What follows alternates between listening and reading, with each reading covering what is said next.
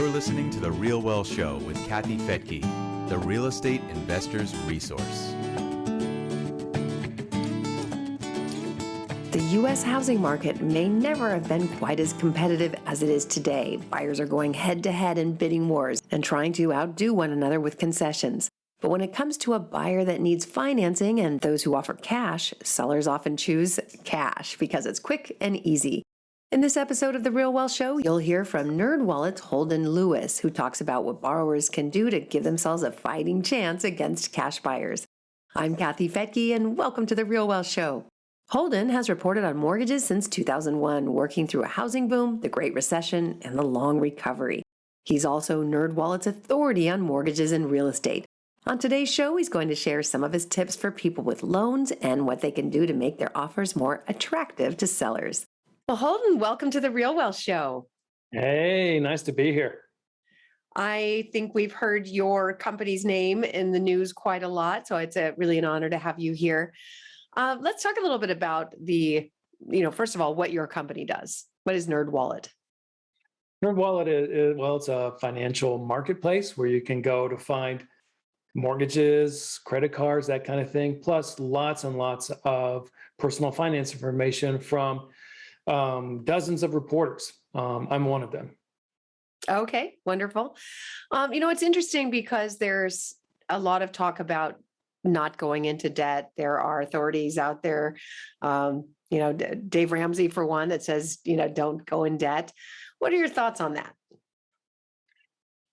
There's some kinds of debt that are just perfectly fine to go into. Student loans, mortgages, I think that those are fine. I think a lot of times credit cards are a perfectly good way to spend your money. I mean, I think about when I was in my early 20s, and if I had an $800 car repair, I didn't have that kind of cash.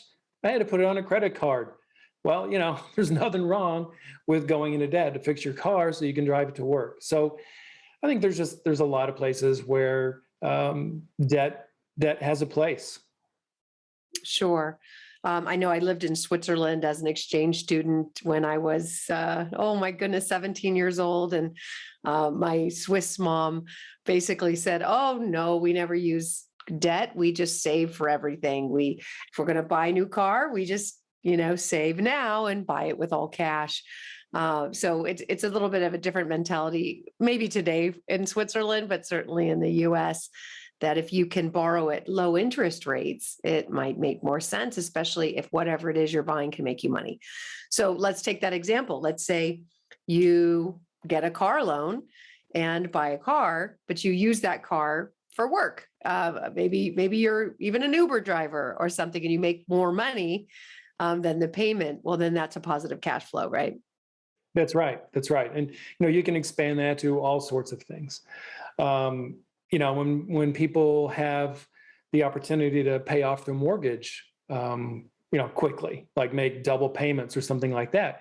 One of the things they have to consider is this, like, what if they're paying 3% interest on that mortgage and they can invest money and make, say, a 5% return, that's not a whole lot more than that 3% they're paying on the mortgage. Well, maybe you don't want to make extra payments on your mortgage if instead of getting that 3% return for getting taxes on paying your mortgage early, you can make a 5% return on an investment. Yeah, I just saw a Facebook post, somebody saying, I'm so proud of myself. I just finally paid off my home. And I understand that's a great feeling, I'm sure, for people to feel like, I live in this home, I have no payments, I basically live here for free besides taxes and insurance and repairs, which are still costly, right? It still costs to live in a home, even if you've got it paid off. But let's say that home is $200,000. That's $200,000 that could be borrowed against at super low interest rates and reinvested for more. Some people, again, possibly Dave Ramsey, would say that would be irresponsible to get a loan against your primary. But again, and that would be if you're going to just go spend it on not non-assets, on a vacation or something like that. Yeah. But if you're investing it for more than you're paying to borrow it, it could accelerate the payoff in a way, right? That's exactly right. I mean, I think about what happened in the run up to the housing crisis in my neighborhood. There were people who kept refinancing their homes and borrowing more and more and more, and buying I had a neighbor who bought a Volkswagen Tiguan and a Harley Davidson. Well, neither one of those is really going to appreciate in value. So, if you're using your home equity to pay for those things, and the price of the house is inflated and eventually falls, you're in real trouble if you lose your job.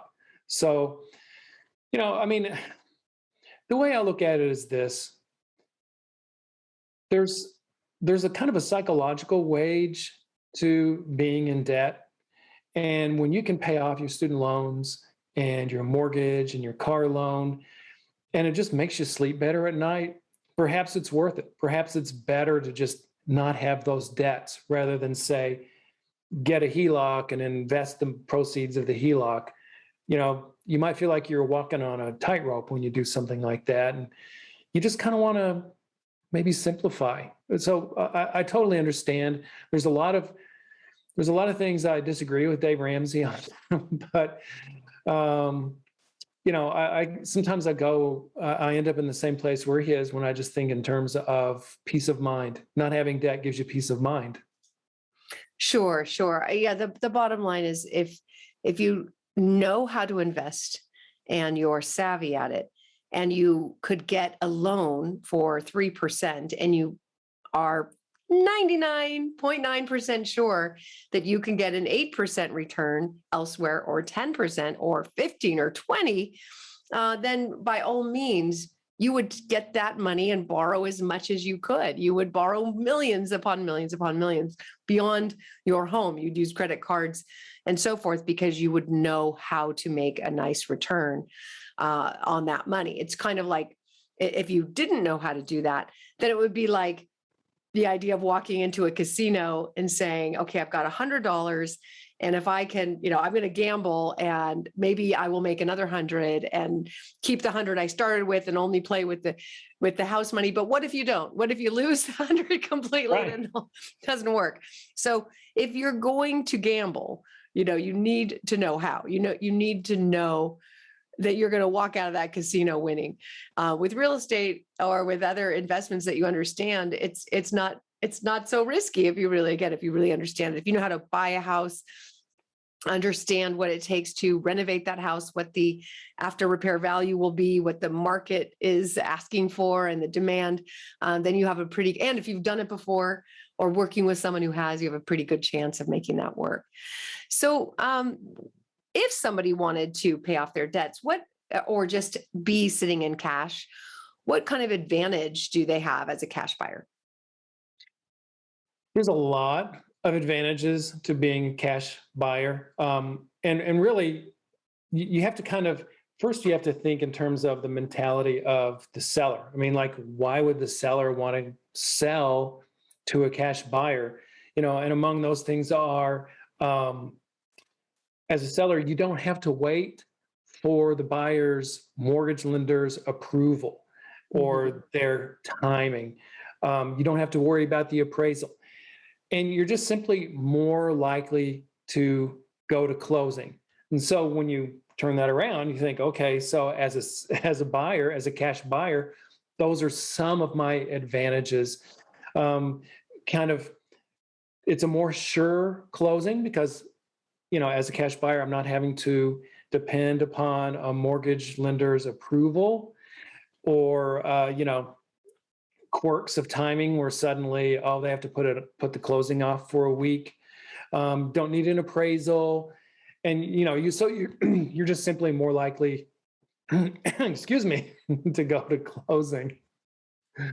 Yeah, I mean, that happened to us with our daughter when she was 24, and she had a 2-year work experience, so she could qualify for a loan. I've talked about this before on the show. She was going to go buy a car because she finally had good credit. Well, she had great credit and showing income. And I said, no. Before you get that payment and throw off your debt to income ratios, look at buying a house first. She's like, a house? How can I do that? How can I afford that?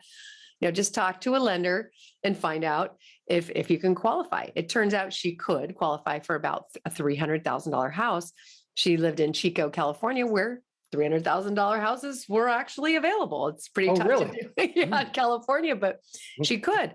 So she started shopping and was able to find houses that were, 3-bedroom homes that were cheaper than the apartment she was renting that was a 2-bedroom with no yard. So the light bulb went on and she got it. Well, she found a really good deal on a beautiful house next to Bidwell Park, looking over the park and just riding bike distance to downtown and to her job.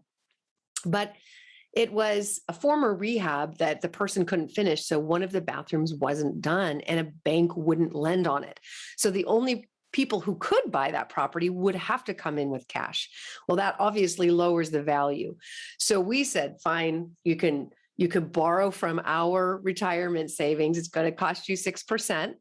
And then you can refi out. We'll buy it all cash. And then you fix the bathroom and refi.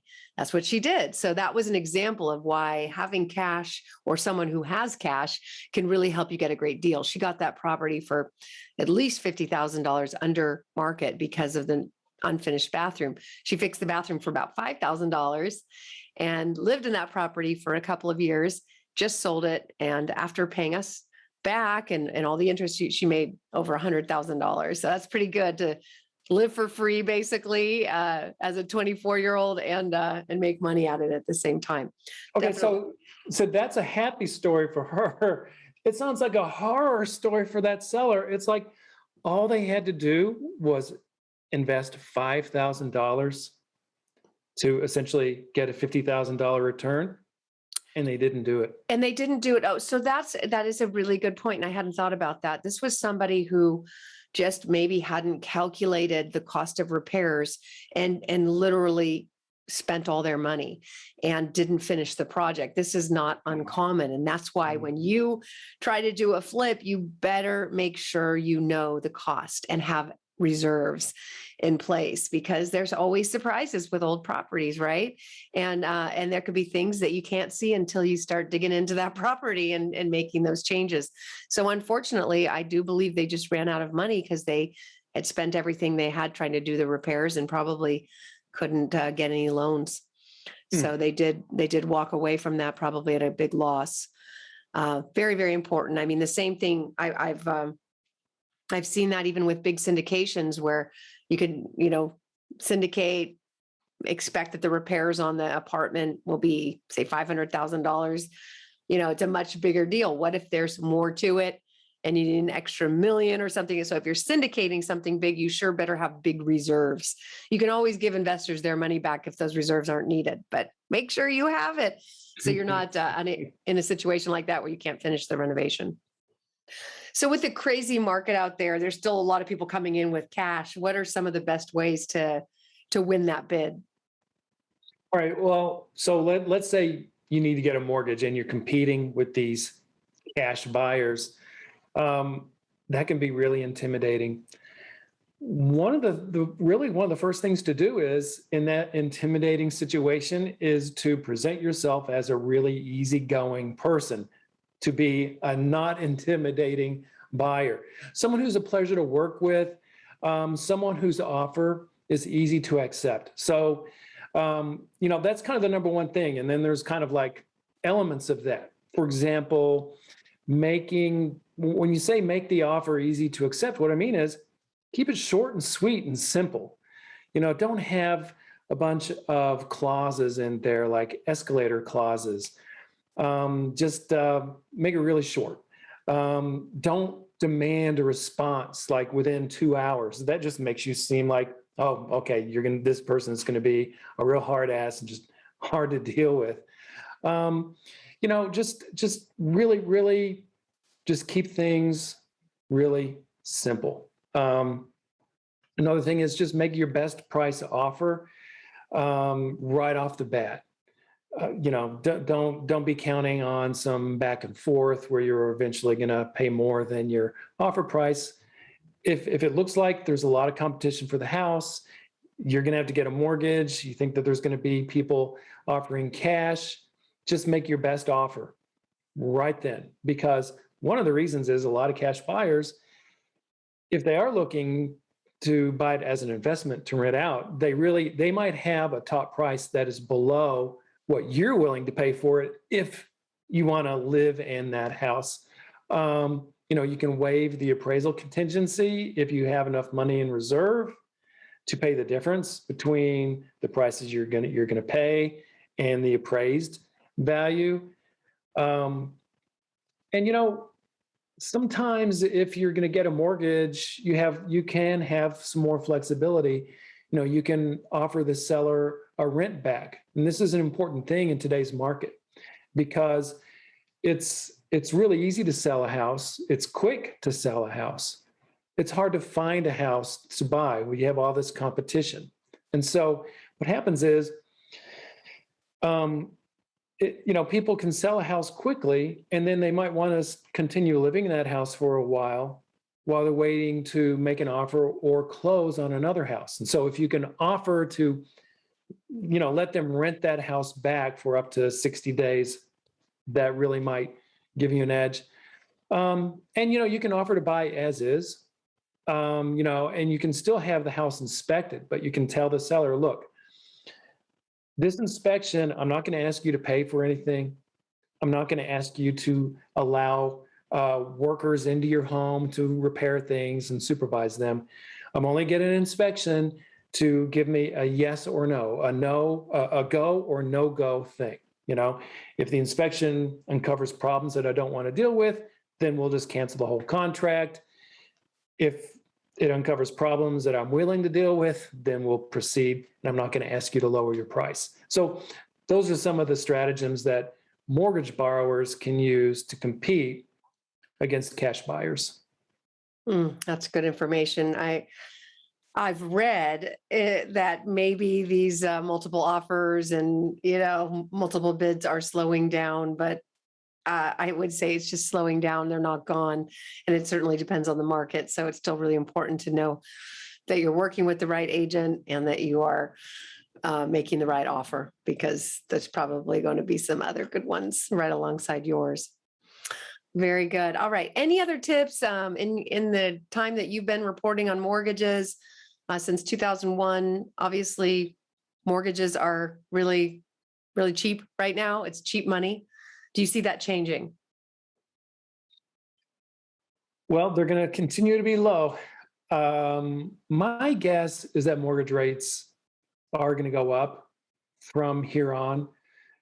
I would say, look, when you look at mortgage rates, when you make a prediction, you can predict that they're going to go up, they're going to stay about the same, or you can go down. So if you can predict better than 33% of the time, you're doing pretty well. And I'd say I probably am right half the time. So, how sure am I that mortgage rates are going to be higher at the end of this year than they are now?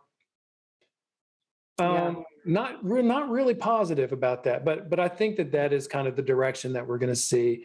The thing that could knock mortgage rates down or just kind of keep them the same would be if the pandemic gets even worse and really drags down the economy domestically and internationally. If it's affecting supply chains even worse than they are now and shipping, you could see mortgage rates go down. I kind of have a hunch that that's not going to happen, that mortgage rates are going to rise, but not by much. I mean, they're a little bit under 3% right now.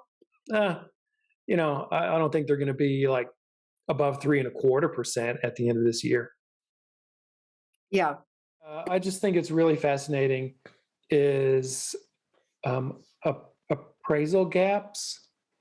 And I mentioned that kind of in passing, but it's really a problem that a lot of people are dealing with, people getting mortgages. So essentially, let's say you offer $110,000 for a house and the appraiser says it's worth $100,000. Well, if you're going to buy 95% of the value of the house, suddenly you can only borrow $95,000. So instead of putting 5% down on a $110,000 house, which would be $5,500, now you're faced with putting $15,000 down.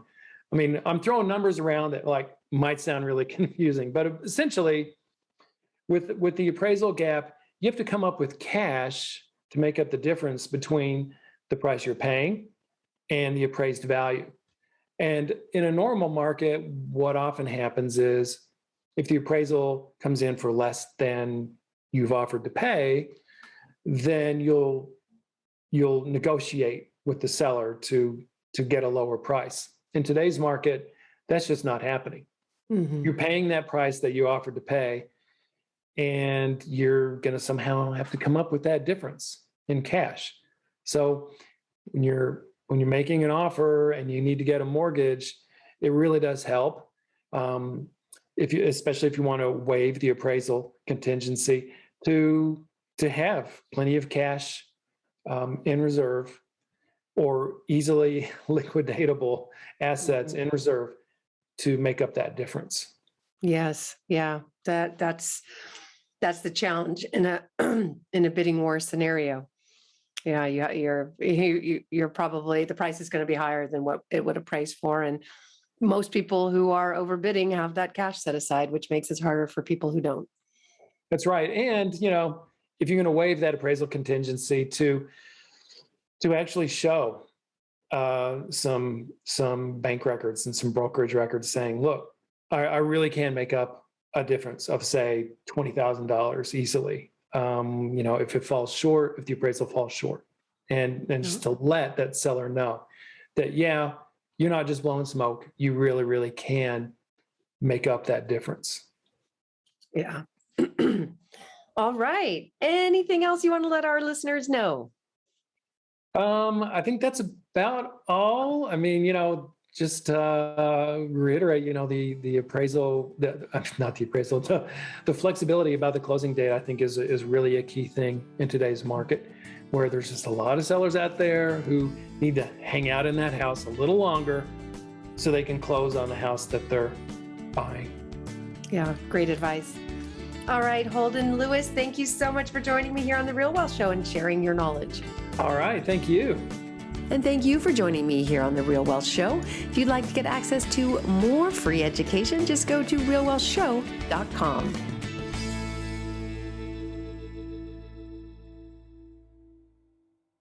The views and opinions expressed in this podcast are provided for informational purposes only and should not be construed as an offer to buy or sell any securities or to make or consider any investment or course of action. For more information, go to realwealthshow.com.